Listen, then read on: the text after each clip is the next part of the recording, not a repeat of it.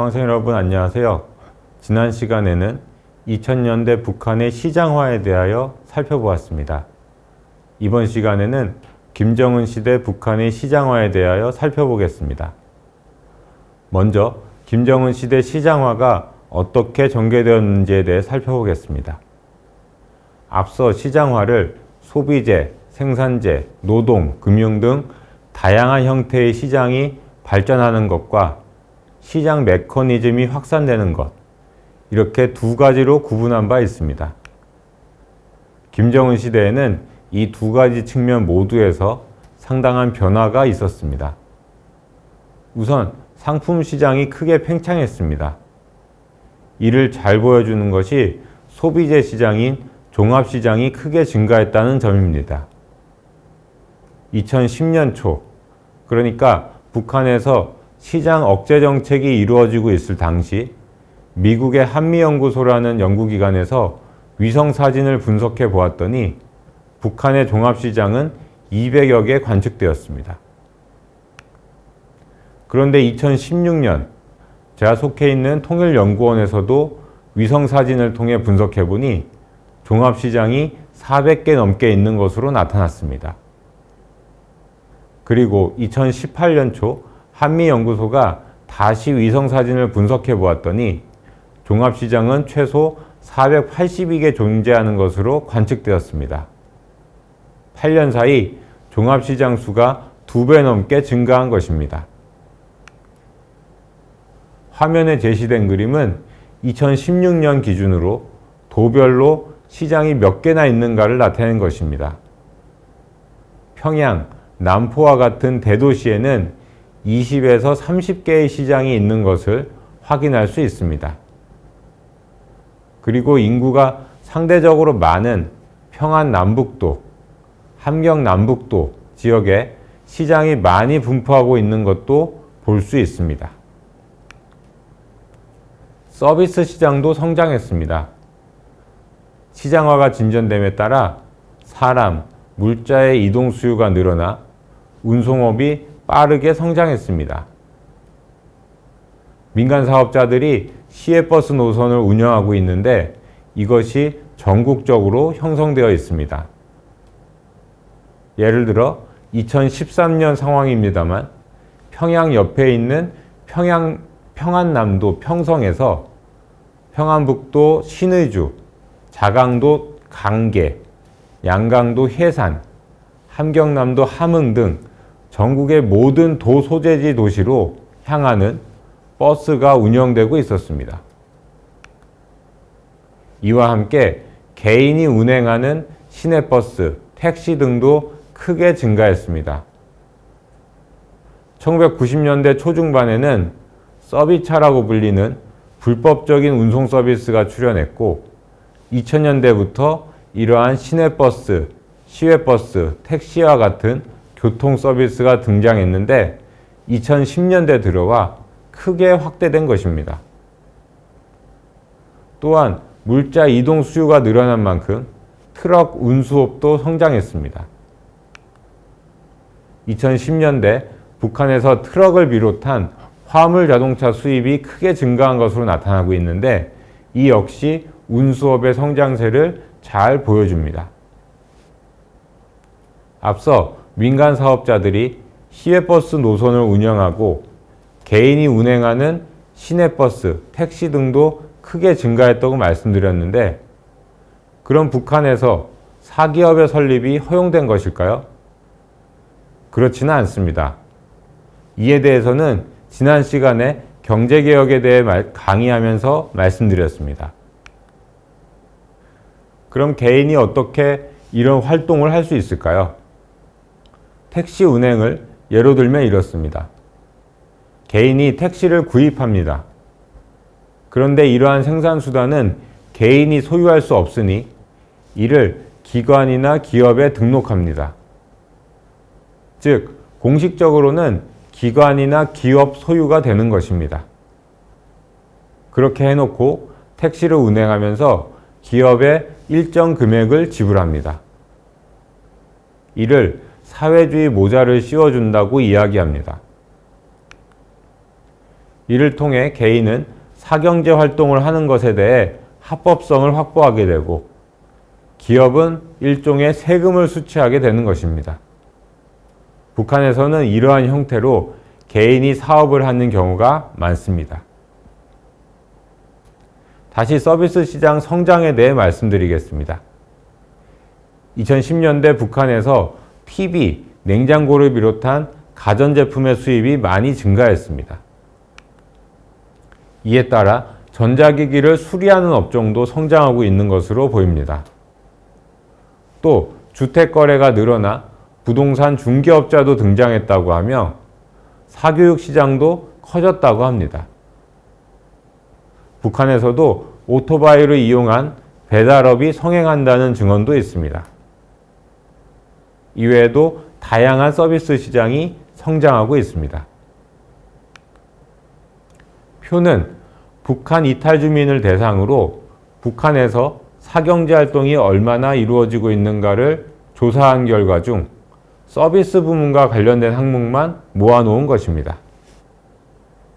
2007에서 2012년 조사 결과와 2013에서 15년 조사 결과를 비교해보면 서비스 부문이 성장하고 있음을 확인할 수 있습니다. 관리소에 적을 걸고 식당이나 미용실, 숙박업소 등을 운영하는 사람이 매우 많았다는 응답을 보면 2007에서 12년 조사보다는 2013에서 15년 조사에서 그렇다고 응답한 사람의 비율이 모두 높아졌음을 확인할 수 있습니다. 상업관리소에 적을 걸고 집에서 식당을 운영하는 사람이 매우 많았다는 응답 비율은 14.7%에서 50.6%로 크게 증가했습니다. 또 급양관리소로부터 건물을 빌려 개인이 운영하는 식당이 매우 많았다는 응답 비율은 30.3%에서 48.1%로 상승했습니다. 그런데 여기서 보시면 계속해서 관리소에 적을 걸고 라는 표현이 나옵니다. 무슨 의미인지 잘 이해하기 어려우실 겁니다. 앞서도 말씀드렸듯이 북한에서는 개인 소유의 기업이 금지되어 있습니다. 이 때문에 주민들은 여러 편법을 동원해서 사업을 한다거나 상점을 운영하고 있습니다. 관리소에 적을 걸어 놓았다는 것도 그러한 예에 해당한다고 보시면 됩니다. 조금 전에 말씀드린 사회주의 모자를 씌운 사례에 해당한다고 보시면 되겠습니다. 이 이야기가 나온 김에 돈주들이 기업을 운영하는 방식에 대해서 잠시 말씀드리겠습니다. 돈주들은 국영기업의 명의나 자산을 활용해 사업을 하는 경우가 많습니다. 우선 명의만 빌리는 것으로 관리소에 적을 걸어 놓는다는 것도 여기에 해당합니다. 해당 기업의 산하기업으로 국가에 등록되는 것입니다. 이를 사회주의 모자 또는 붉은 모자를 쓴다고 이야기한다는 것은 앞에서도 말씀드렸습니다. 이와 함께 국영기업의 생산수단을 빌리는 경우도 있습니다. 기업에서 생산에 사용하지 않는 설비를 일정한 금액을 내고 빌려서 생산하는 것입니다. 명의와 생산수단 모두를 빌려서 생산하는 경우도 있습니다. 물론 국영기업은 명의나 생산수단을 빌려주는 대가를 받습니다. 돈주는 사회주의 모자를 써서 합법성을 획득하고 기업은 생산부진으로 인해 어차피 사용하지 않는 생산수단이나 명의를 빌려주고 자금을 확보하는 돈주와 기업 간의 일종의 윈윈 관계가 형성되는 것입니다. 다만 이렇게 하다 보니 돈주의 사경제 활동 규모가 커지는 데에는 한계가 있었습니다. 이야기가 다소 다른 방향으로 나갔습니다. 다시 김정은 시대 시장화의 진전에 대한 논의로 돌아가 보겠습니다. 김정은 시대에는 소비재, 서비스 시장이 성장하는 가운데 노동시장과 금융시장도 더디긴 하지만 성장하는 추세를 보였습니다. 이 중 먼저 노동시장부터 보겠습니다. 북한에는 공식적인 노동시장이 존재할 수 없습니다. 국가가 모든 노동자를 직장에 배치하고 고용을 보장하기 때문입니다. 그런데 7.1 조치 이후 비공식적인 노동시장이 형성되었다고 말씀드린 바 있습니다. 김정은 시대에도 그처럼 사경제 부문에서 비공식 노동시장이 성장해 갔습니다. 이 표는 앞서 보여드린 표와 마찬가지로 북한 이탈 주민을 대상으로 이루어진 조사로 임노동이 얼마나 활발히 이루어지고 있는가에 관해서 보여주고 있습니다. 전반적으로 김정은 시대 임노동 고용이 보다 활발해지고 있음을 확인할 수 있습니다. 다른 사람의 밭에서 농사일을 도와주고 돈을 받는 사람이 어느 정도 있었는지 질문에 매우 많았다고 응답한 사람의 비율은 2007에서 12년 16.5%에서 2013에서 15년 35%로 2배 이상 증가했습니다. 또 개인이 운영하는 편의 봉사시설에서 돈을 받고 일하는 사람이 어느 정도 있었는지 질문에 대해 매우 많았다고 응답한 사람의 비율은 2007에서 2012년 18.3%에서 2013에서 15년 30.6%로 상승했습니다. 이번에는 금융시장을 보겠습니다. 금융시장의 경우 사금융을 중심으로 비공식 시장이 성장한 것으로 보입니다. 예전에는 담보 없이 높은 금리로 소액 대출이 이루어졌다면 김정은 시대에는 담보 대출도 이루어졌습니다. 주택 입사증이나 생산수단 등을 담보로 삼을 수 있게 된 것입니다. 그만큼 비공식적인 형태로 사유화가 진전된 결과라고 볼 수 있을 것 같습니다. 또 대출이 보다 체계화되는 양상도 나타났습니다. 예를 들어 담보 여부, 담보 가치에 따라 대출 규모나 금리 등도 달라지게 된 것입니다. 이는 담보대출이 가능해짐에 따라 자연스럽게 뒤따라 나타난 현상이라고 볼 수 있을 것 같습니다. 공식 금융 부문에서 하나 주목할 변화는 김정은 시대 들어와 상업은행이 설립되고 있다는 점입니다. 북한은 2006년 상업은행법을 제정하였습니다. 그전에는 중앙은행이 상업은행 역할도 했는데 이 법을 도입하여 상업은행을 별도로 설립하게 한 것입니다. 그런데 제도만 만들었고 실제 상업은행이 도입되지는 않았습니다. 그러다 2015년 무렵부터 북한에서 상업은행이 설립되기 시작한 것으로 보입니다. 평양에만도 30에서 40개의 상업은행이 운영되고 있다고 알려졌는데 실제로 상업은행이 많이 활용되고 있지는 않은 것으로 보입니다. 그렇지만 북한 당국이 공식적인 금융시장을 보다 활성화하려고 하고 있는 만큼 계속 그 추이를 지켜볼 필요는 있을 것 같습니다. 그럼 김정은 시대 들어와서 북한의 시장 부문이 성장한 이유는 무엇일까요? 아마도 다양한 요인이 영향을 주었을 것입니다. 여기서는 그 중에서 가장 중요하다고 생각되는 두 가지 요인에 대해 살펴보도록 하겠습니다. 우선 북한 당국이 시장 부문을 적극적으로 용인했다는 점을 말씀드릴 수 있습니다. 앞서 말씀드린 것처럼 북한의 시장화는 아래로부터 이루어져 왔지만 당국이 시장에 대해 어떠한 입장을 취하느냐도 매우 중요하게 작용합니다. 앞서 2000년대 후반 북한 당국이 시장 억제 정책을 펴자 시장 부문이 위축되었는데 이처럼 당국의 입장이 중요합니다. 그런데 김정은 정권은 제재 영향이 심화되기 이전까지는 시장화에 대해 호의적인 태도를 보였습니다.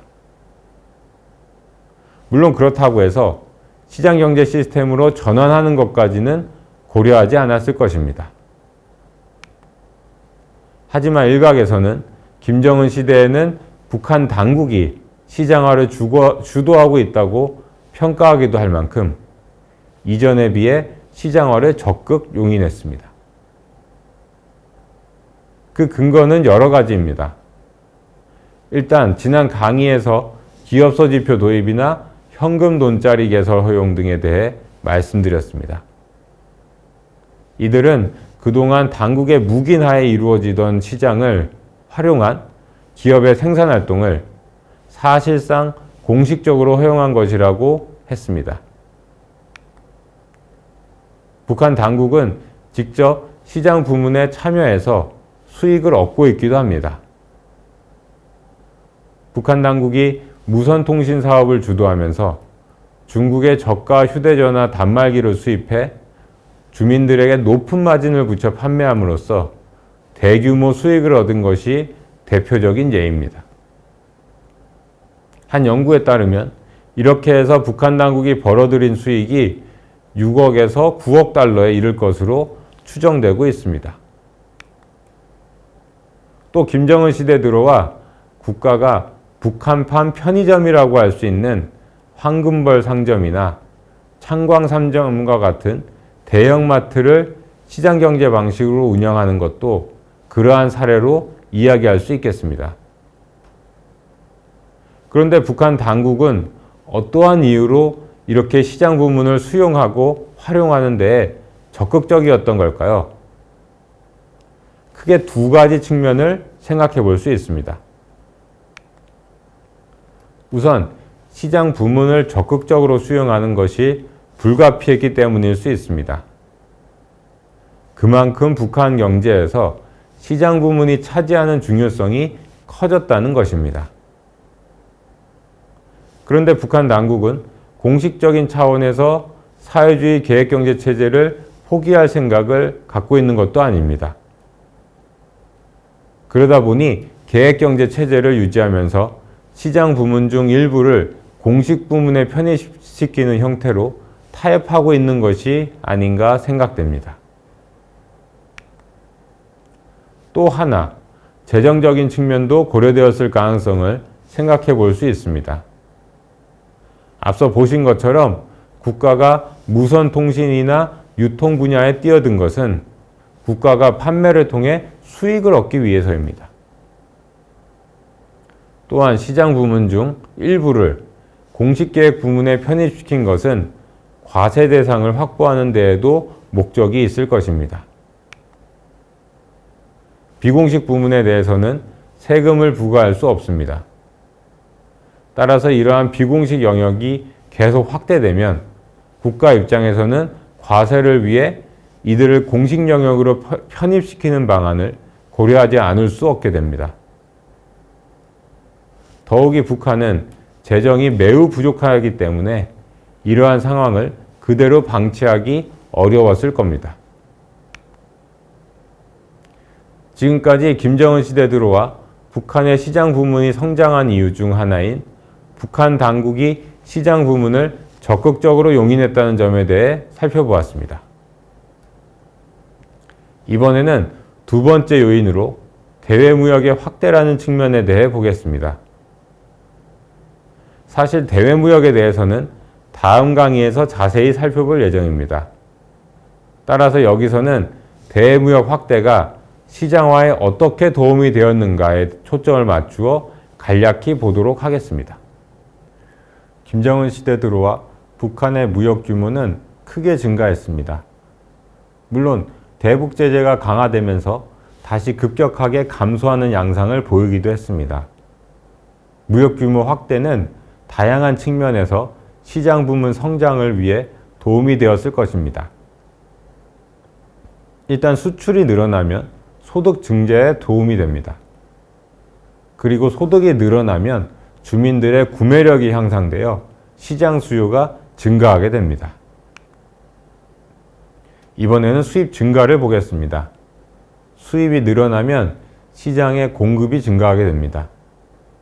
특히 북한의 경우 생산되는 제품의 질이 좋지 않고 제품이 다양하지도 않기 때문에 수입 상품에 대한 주민들의 선호도가 높을 수 있습니다. 실제로 북한 시장에서 유통되는 상품 중 수입품이 차지하는 비중이 꽤 높은 것으로 알려져 있습니다. 이처럼 무역이 늘어나면 시장 수요와 공급 모두 증가하게 됩니다. 게다가 김정은 시대에는 수입 증대로 인해 거래에 들어가는 비용도 줄어들었습니다.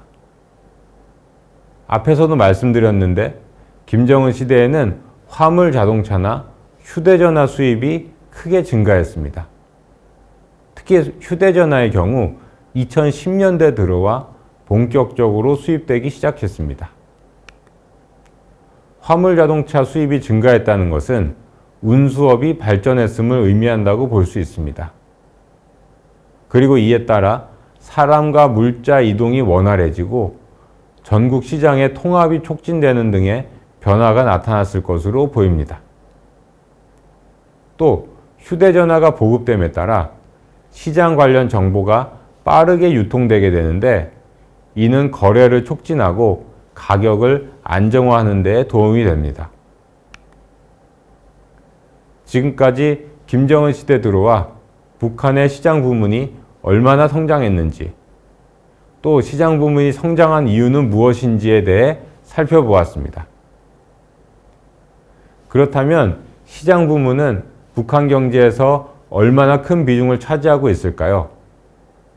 이에 대해 살펴보겠습니다. 하지만 이러한 분석은 쉽지 않습니다. 특히 오늘날과 같이 북한에서 시장과 계획 부문이 혼재되는 양상이 나타나고 있는 상황에서는 더욱 어렵습니다. 또 이를 확인하기 위해 참고할 수 있는 자료도 매우 제한되어 있는 상태입니다. 이러한 한계가 있다는 점을 염두에 둔 가운데 다음 내용을 들으시면 좋겠습니다. 우선 사람들이 벌어들이는 소득 중에서 시장과 같은 비공식 부문에서 벌어들이는 소득이 어느 정도 비중을 차지하는지 보겠습니다. 이는 주로 북한 이탈 주민을 대상으로 실시한 설문조사 결과를 활용해서 분석하는데 보편적으로 비공식 소득이 공식 소득보다 훨씬 큰 것으로 나타납니다. 왼쪽 그림은 서울대학교 통일평화연구원에서 2011년부터 2018년까지 한국에 입국한 북한 이탈 주민을 대상으로 탈북하기 직전 시기 북한에서 자신이 받았던 공식 소득을 조사한 결과입니다. 즉, 국가가 배치해준 직장에서 매월 얼마를 받았는지 물어본 결과입니다. 그리고 오른쪽 그림은 비공식 소득, 그러니까 국가가 배치해준 직장이 아닌 다른 곳에서의 경제활동을 통해 매월 얼마의 소득을 올렸는지 물어본 결과입니다. 먼저 왼쪽 그림부터 보겠습니다. 국가가 배치해준 직장에서는 소득이 전혀 없었다고 응답한 사람의 비율이 2013년 이후 50% 내외에 달하고 있습니다. 그리고 나머지 중 상당수도 공식 소득이 북한 돈으로 5,000원 이하라고 응답하고 있습니다. 북한 돈으로 5,000원이 어느 정도 금액인지 잘 모르실 텐데 북한에서는 쌀 1kg이 5,000원 정도라고 말씀드리면 감이 좀 잡히실 것 같습니다. 바꿔 말하면 5,000원은 북한 주민들이 생계를 유지하기에는 턱없이 부족한 금액입니다. 정리하면 북한 주민 대부분은 공식 부문에서 생활에 필요한 수준의 소득을 올리지 못하고 있었던 것입니다. 북한 기업의 임금 수준은 이렇게 현실과 동떨어져 있습니다.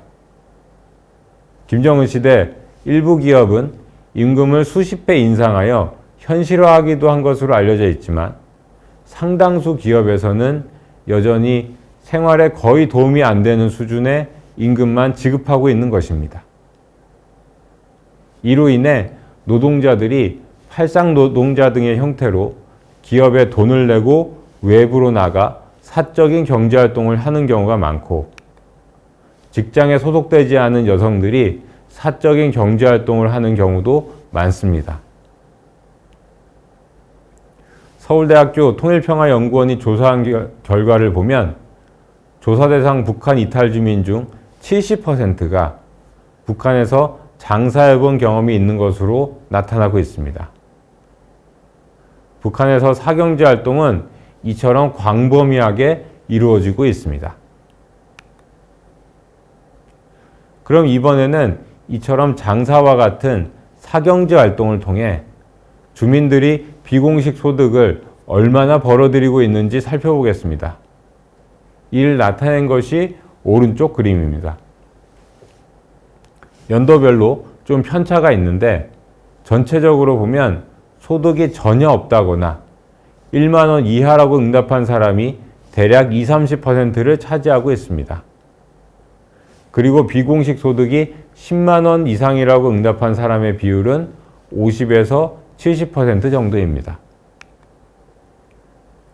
이 두 그림을 비교해 보면 2010년대 북한 주민들은 소득 대부분을 비공식 부문에서 벌어들이고 있었다는 점을 확인할 수 있습니다. 다만 이를 해석할 때 몇 가지 고려해야 할 부분은 있습니다. 첫째, 배급이 부분적으로 회복된 것으로 보인다는 점입니다. 그런데 앞서 본 공식 부문 소득에는 배급은 반영되지 않고 있습니다. 예를 들어 현금 5,000원과 쌀 10kg을 받았는데 조사에 응답할 때는 5,000원만 이야기할 수 있다는 것입니다. 따라서 공식 소득이 과소평가되어 있을 가능성이 있습니다. 둘째, 공식 소득이 전혀 없다고 응답한 사람 가운데 8.3 노동자였거나 부양, 즉 가정주부로 있었던 사람이 많았을 가능성이 있다는 점입니다. 이들은 직장에서 일을 하지 않기 때문에 공식 소득이 발생하지 않습니다.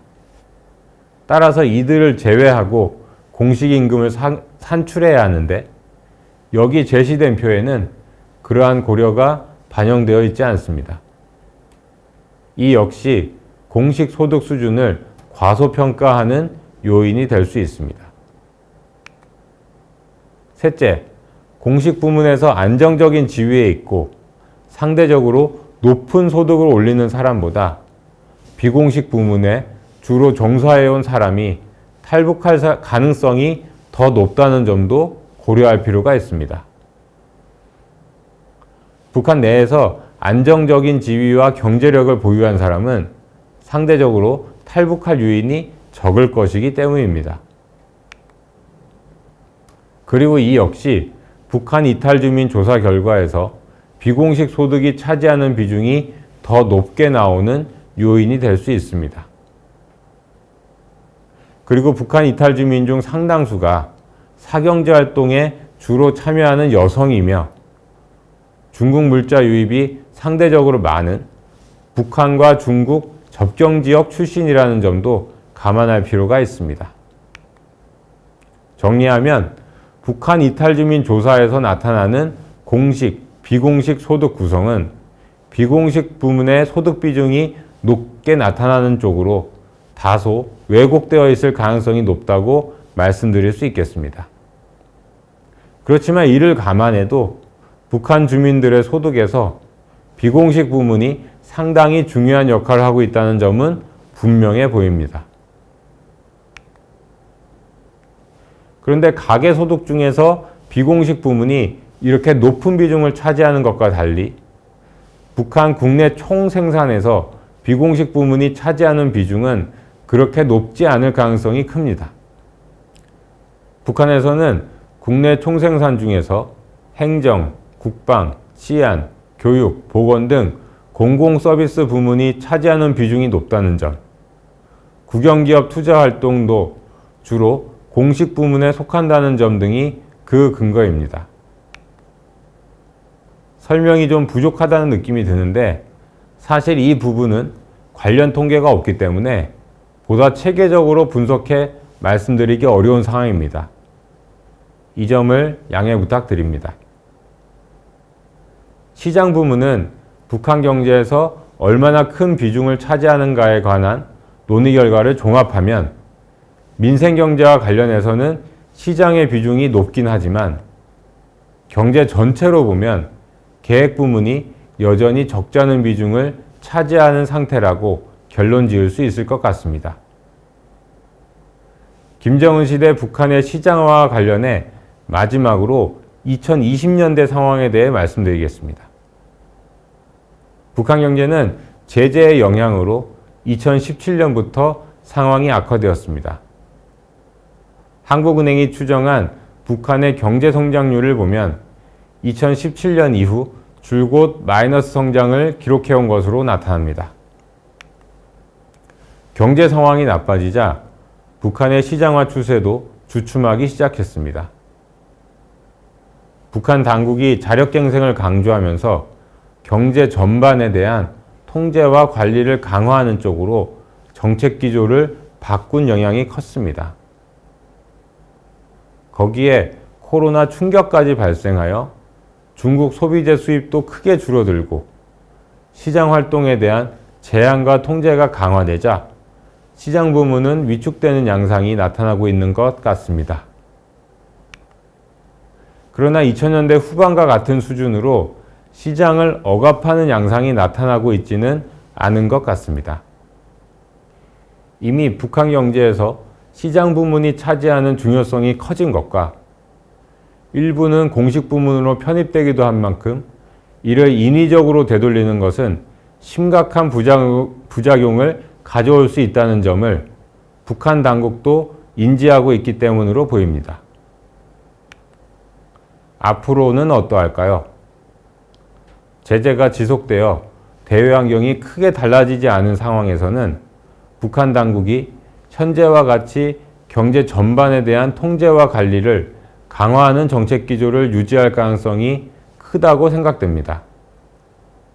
그러한 상황에서는 시장화 역시 큰 진전을 기대하기 어려워 보입니다. 하지만 중장기적으로 본다면 북한의 시장화는 더욱 진전될 것으로 예상됩니다. 경제 전반과 심지어 공식 계획경제 부문에도 시장이 깊숙하게 스며들고 있기에 이러한 흐름을 뒤바꾸기는 어려울 것으로 예상됩니다. 이번 시간에는 김정은 시대 북한의 시장화에 대해 살펴보았습니다. 다음 시간에는 시장화가 북한 경제에 미치는 영향에 대해 살펴보겠습니다.